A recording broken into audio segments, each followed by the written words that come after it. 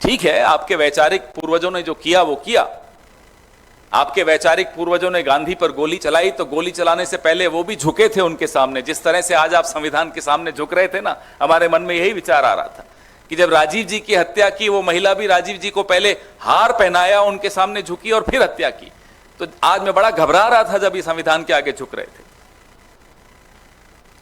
हम मांग करते हैं कि जो 2 कमिटियां बनी थी, ये मेरी प्रेस विज्ञप्ति में दोनों कमिटियों की जिक्र है। एक कमिटी है JPC on maintenance of heritage character and development of parliament house complex, और दूसरी है committee on installation of portrait statues of national leaders and parliamentarians in the parliament house complex. ये 2 कमिटियां हैं। आपको हैरानी होगी जानकर कि ये जो कमिटी है पोर्ट्रेट्स और स्टैच्यूज वाली, इसकी आखिरी मीटिंग 18 दिसंबर 2018 को हुई थी। 6 साल से कोई मीटिंग नहीं हुई। और कल जब जयराम रमेश जी ने मुद्दा उठाया ट्वीट करके, 2 बजे उठाया था, लगभग 8 बजे ये जवाब देकर फिर झूठ बोलते हैं कि राजनीतिक दलों से बात हुई थी। किसी राजनीतिक दल से कोई बात नहीं थी। तो हम ये स्पष्टीकरण चाहते हैं, भारत की जनता को ये बताएं, महाराष्ट्र की जनता को बताएं। खैर, छत्रपति शिवाजी महाराज सिर्फ महाराष्ट्र के नहीं, हम सबके हैं, हम सबको बताएं। बाबा साहब अंबेडकर सबके हैं, महात्मा गांधी तो पूरे विश्व के हैं ही। हम सबको आप बताइए कि इन महान विभूतियों को हटाने के पीछे आपकी मंशा क्या है? क्या चाहते हैं आप? कि हम इन लोगों की चरणों में बैठकर आपका विरोध नहीं कर सकें? हम करेंगे।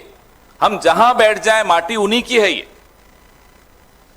लोकतंत्र की रक्षा करेंगे, आपको हम जवाबदेह बनाएंगे, और संसद के भीतर और संसद के बाहर आपको इन तमाम सवालों के जवाब जनता को देने पड़ेंगे। आपके सवाल पूछिए।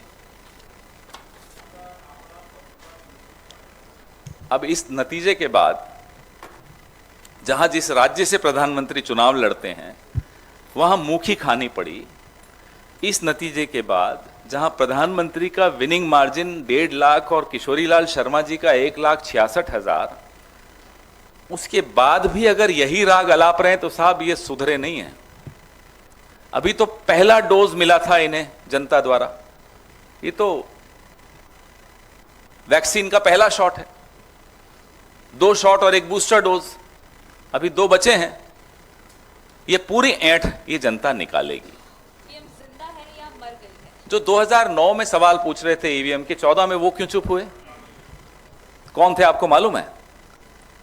भारतीय जनता पार्टी के 2009 के अध्यक्ष लालकृष्ण आडवाणी जी, जीवीएल नरसिम्हा जी, तमाम भारतीय जनता पार्टी, अरुण जेटली जी, सुषमा स्वराज जी, मुरली मनोहर जोशी जी, तमाम लोग 2009 में ईवीएम पे सवाल उठाते थे। हमने क्या कहा? आप सवाल मत उठाओ। हमने भी, चुनाव आयोग ने भी, सबने सवालों के जहां तक हो सकता था जवाब दिए। ये ऐसे छुई मुई व्यक्ति हैं कि न खुद सवाल झेल पाते हैं, न ईवीएम पे सवाल उठाने देते हैं। सवाल पूछ लिया क्या मतलब हमला कर दिया? सवाल हमला नहीं होता, सवाल सवाल होता है। उसका जवाब देने का मादा लाइए प्रधानमंत्री जी। अब जितने भी साल आपके पास हैं, महीने आपके पास हैं, हम नहीं जानते, हफ्ते आपके पास हैं, हमें क्या मालूम कितना है। लेकिन जितना भी समय अब आपके पास बचा है, एक आदत डाल दीजिए कि ये देश सवाल पूछेगा, देश का विपक्ष सवाल पूछेगा, देश का मीडिया सवाल पूछेगा, और उसका जवाब देना पड़ेगा। ये हमला नहीं है, सवाल है। Sir, Bhupesh Baghel has given a statement in which he has said that there might be a mid-term election that is going to happen after 6 months because now Devendra Fadnavis is upset as in fact many other alliance partners are raising questions upon the decisions taken by the NDA. अरे भूपेश जी ने बता दी ये सारी बातें। You agree to that? No, we all know it. It's not a question of agreeing or disagreeing. These are facts. You don't have to agree that the sun rises in the east. It does rise in the east even if you don't agree. So there is a lot of storm brewing within the BJP, within the RSS, within the NDA, within Gujarat, between Gujarat and Uttar Pradesh. So there are high pressure areas developing everywhere. When it develops into a cyclone is a matter of prediction.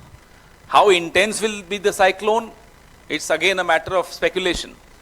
But there is a cyclone developing. Everyone can see that. Everyone can read that. Some of us also know some facts. But let's wait. Let the next few weeks and months be exciting for all of us. Sir इनके लिए 1 लाख रुपए सरकार की ओर से दिया जाएगा। किसके लिए? हाँ पूर्ण। आंध्र प्रदेश की सरकार की ओर से ये घोषणा की गई है कि जब उनकी सरकार बनेगी तो 1 लाख रुपए हज यात्रियों को राज्य सरकार की ओर से दिया जाएगा, जहां बीजेपी का समर्थन भी है टीडीपी को। अब भाई देखिए, उन्होंने जो मैनिफेस्टो में लिखा वो करना चाहते हैं। हर आदमी थोड़े मोदी जी की तरह होता है कि मैनिफेस्टो लिख के भूल गए। अब उन्होंने करना है तो कर रहे हैं, मोदी जी जवाब दें। पूरे चुनाव में वो प्रचार कर रहे थे आरक्षण, मुसलमान आरक्षण, और जिनका सहारा लेना पड़ा, चंद्रबाबू नायडू जी का सहारा लेना पड़ा, उनके मैनिफेस्टो में मुस्लिम आरक्षण लिखा हुआ है। बताएं, जवाब दें नरेंद्र मोदी जी अब। लेकिन वो तो सवालों को हमला मानते हैं, तो उनसे आप पूछ भी नहीं पाएंगे। एक और सवाल है, आम आदमी पार्टी की तरफ से आधिकारिक तौर पे ऐलान कर दिया गया है कि दिल्ली में या हरियाणा में कांग्रेस के साथ कोई समझौता नहीं होगा विधानसभा चुनाव में। कब किया ये? कल गोपाल राय ने इंटरव्यू कर बहुत लेट नहीं हो गया ये तो? हमने जब अलायंस हुआ था तभी बोल दिया था कि ये लोकसभा के लिए अलायंस है, तो ये अब नया नया बात क्या कर रहे हैं? तो पुरानी बात हो गई। इसमें ब्रेकिंग न्यूज क्या है? ये तो जिस दिन इंडिया गठबंधन बना था तभी हमने कहा था कि आम आदमी पार्टी के साथ जो गठबंधन है ये इस लोकसभा तक के लिए है, पूर्ण विराम। इसमें कोई अल्प विराम और अर्ध विराम नहीं है, पूर्ण विराम है। इंडिया गठबंधन में क्या आम आदमी पार्टी बनी रहेगी? अब ये आप उनसे पूछिए। हम ना तो हारे हैं और ना हमारे संस्कार ऐसे हैं। विजय से उम्मीद पैदा नहीं होता, हम पराजित या उपहास भी नहीं करते। अब आपको हंसी आई जब सुना आपने? 10 दिन पहले कहा था कि मैं तो बायोलॉजिकली नहीं हूं।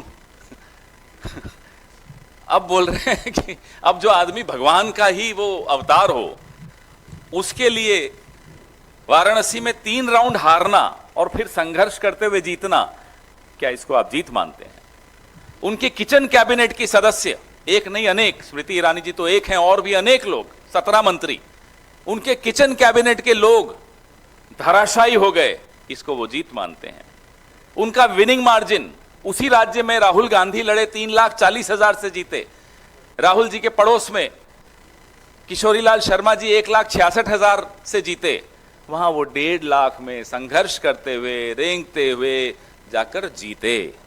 इसको आप जीत मानते हैं? प्रधानमंत्री जी को खुश हो लेने दीजिए। अब ये खुशी कितने हफ्तों की है, कितने महीनों की है, ये तो वो जो बायोलॉजिकल नहीं है ना, वो भगवान, वो वाला भगवान, वो जाने। पवन जी, अभी सर वही आम आदमी पार्टी वाला सवाल है कि दिल्ली में ही हमने देखा कि दोनों पार्टियों के गठबंधन के बाद भी बीजेपी को 50% से ज्यादा वोट आए, और इसके फौरन बाद जिस तरह से आम आदमी पार्टी, अभी तो विधानसभा चुनाव काफी दूर है, अभी से जिस तरह से उन्होंने कह दिया कि अकेले लड़ेंगे, नहीं, मैं तो क्या पहले इसके कह पीछे चुके हैं की हम लोग। रणनीति लगती है? क्या वो किसी प्रकार के उनकी दबाव में आपको रणनीति लगता तो है? मेरे को नहीं मालूम क्या होगी, लेकिन हम लोग तो बहुत पहले जब इंडिया गठबंधन बना तभी आम आदमी के विषय में हमने क्लियरली कहा था। मुझे याद है मैंने भी कहा था कि यह सिर्फ लोकसभा चुनाव के लिए गठबंधन है। रही बात कि दोनों मिलकर लड़े फिर भी नतीजे अच्छे नहीं रहे, तो हम अपने यहाँ जो प्रदेश की इकाई है उससे चर्चा कर रहे हैं। पूरा एक एक बूथ का, एक एक ब्लॉक का, एक एक जिले का हमारे यहाँ पूरी रिपोर्ट बन रही है, फिर उस पर चर्चा करेंगे। कौन? अब उनके प्रेशर के बारे में तो मैं नहीं बता सकता ना। पवन जी, आज प्रधानमंत्री संसदीय के नेता चुने जाते उसके बाद जो है, वैसे राहुल जी 3,90,000 से जीते हैं। मोदी जी को आज थोड़ा और इसलिए अच्छा कि आपने आंकड़ा खोल के बता दिया मुझे। एक बार दोहराना चाहिए, जिस राज्य से देश के नॉन बायोलॉजिकल प्रधानमंत्री 1,50,000 वोटों से जीते हैं, उसी राज्य में हमारे बायोलॉजिकल नेता राहुल गांधी जी 3,90,000 वोटों से जीते हैं, और उनके पड़ोस में एक और बायोलॉजिकल नेता किशोरीलाल जी, वो जीते हैं 1,67,196 वोटों से। दूसरे बायोलॉजिकल नेता हमारे किशोरीलाल शर्मा जी जीते हैं। अब वैसे मैं ये भी जानना चाहता हूं कि ये जो चंद्रबाबू नायडू जी और नीतीश कुमार जी हैं, ये दोनों बायोलॉजिकल हैं या वो ये भी अवतार है? क्योंकि अकेले बेचारे नरेंद्र मोदी जी नॉन बायोलॉजिकल, एक तरफ एक बायोलॉजिकल आदमी, दूसरी तरफ दूसरा बायोलॉजिकल आदमी, बड़ा अटपटा सा नहीं लग रहा आप लोगों को? बोलिए। पवन जी, नेता चुनने जाने के बाद प्रधानमंत्री जो है, पूर्व उप प्रधानमंत्री लाल कृष्ण आडवाणी घर मिलने आते हैं, उनसे आशीर्वाद लेते हैं। माफी मांगने गए, आशीर्वाद नहीं। जबकि इससे पहले कई तस्वीरें और ऐसी हैं उनसे नए जैकेट का रंग भी लेने गए कि जब मार्गदर्शक मंडल में जाने से पहले कौन सा रंग होता है, सब बोल रहे हैं पैरेट ग्रीन होता है, पैरेट ग्रीन होता है, तो उनसे सलाह लेने गए कि अब आने वाले दिनों में कौन से रंग के जैकेट पहनूं जिससे लोग मुझे मार्गदर्शक मंडप में नहीं धकेलने। बताएं कौन कौन धकेलना चाहता है? नागपुर वाले, नागपुर में भी 2 लोग हैं जो धकेलना चाहते हैं नो मार्गदर्शक मंडल से। उत्तर प्रदेश वाले, उनके जैकेट का रंग, उनका तो कपड़ों का रंग अलग होता है एकदम, वो भी धकेलना चाहते हैं। तो मोदी जी आज मुरली मनोहर जोशी जी से भी मिले, वहां भी पांव छू के माफी मांगी। अब वो तमाम लोगों से माफी मांग रहे हैं। वो दिन दूर नहीं है जब वो इस देश से भी माफी मांगेंगे। सवाल मेरा पूरा नहीं हुआ। जिस तरह से आज आशीर्वाद मांगने तस्वीरें सामने आई, वही पुरानी तस्वीरें कुछ ऐसी भी हैं कि जब आडवाणी जी ये मोदी जी से अभिवादन करते हैं या हाथ मिलाने का प्रयास करते हैं तो उन्हें इनकार करते हुए या इग्नोर करते हुए आगे बढ़ जाते हैं। वहीं आज आशीर्वाद की तस्वीरें भी सामने हैं। आज मैंने देखा था, मैं जब चैनल्स बदल रहा था कि कहीं कपिल शर्मा दिख जाए, तो कपिल शर्मा नहीं दूसरे दिख रहे थे, नरेंद्र मोदी जी दिख रहे थे। तो वहां मैं देख रहा था कि वो आदित्यनाथ जी को भी इग्नोर कर रहे थे आज। अब आने वाले दिनों में देखिए किस किस को इग्नोर करते हैं, फिर किस किस से जाके माफी मांगते हैं। देश को इग्नोर किया 10 साल, तो ये तो आदित्यनाथ जी हैं, वो तो अडवाणी जी हैं, छोटी सी बात है। पूरे देश को इग्नोर किया, देश के किसान को इग्नोर किया, देश के जवान को इग्नोर किया, देश के मध्यम वर्ग को इग्नोर किया, देश के व्यापारी को इग्नोर किया, किसको नहीं किया? पवन जी कह रहा था कि आज प्रधानमंत्री नरेंद्र मोदी जब एनडीए की जब बैठक हो रही थी तो उन्होंने पैर छू के प्रणाम भी किया नीतीश कुमार ने, लेकिन अभी भी ये खींचतान ये चल रही है कि क्या नीतीश कुमार दोबारा से पलटी मारेंगे, क्योंकि उनके नाम के पीछे ही पलटू राम का नाम एक नहीं, वो डर भी रहे थे। मैं देख रहा था नरेंद्र मोदी जी जब ये पाँव छूने जा रहे थे, उन्हें लगा कहीं पाँव खींच न लें, तो वो डर था। तो तुरुप की इक्का जनता के पास होता है, और तुरुप का इक्का हम लोग अगर चलते भी हैं तो जनता के आदेश पर चलते हैं। जब हमें लगेगा कि तुरुप का इक्का चलना चाहिए, हम सब जनता के आशीर्वाद से बिल्कुल चलेंगे। इसमें राजनीति कोई स्टैटिक नहीं होती, राजनीति बहुत डायनामिक होती है। अच्छा लग रहा है, धीरे धीरे मोदी जी भी वो सब बातें दोहराएंगे जो राहुल जी कहते आए हैं।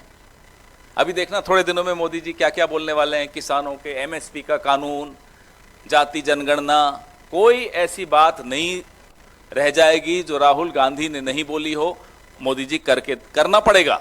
जनता ने उनको अच्छा झटका दिया और नहीं करेंगे तो मैंने आपको कहा है कुछ हफ्ते कुछ महीने देखते रहिए। नहीं, हम चाहते हैं हमारे दर्शक भी सुने आपका सवाल। पवन सर, सवाल ये है कि इस पूरे चुनाव के दौरान पूरे विपक्ष की तरफ से और कांग्रेस पार्टी की तरफ से आप लोगों ने बार बार इस बात को कहा कि लोकतंत्र खतरे में है और बीजेपी और प्रधानमंत्री मोदी और उनकी पार्टी के लोग संविधान बदलेंगे। आज जब सेंट्रल हॉल से तस्वीर आई तो सबसे पहले मोदी जी जाके जो मूल प्रति है उसके सामने नतमस्तक हुए। क्या संदेश देना चाहते थे वो कि विपक्ष जो नैरेटिव बनाने की कोशिश कर रहा है वो गलत है? वो गुप्त संदेश था जो राहुल जी को वो दे रहे थे कि राहुल जी आप ठीक थे, मेरे से गलती हो गई।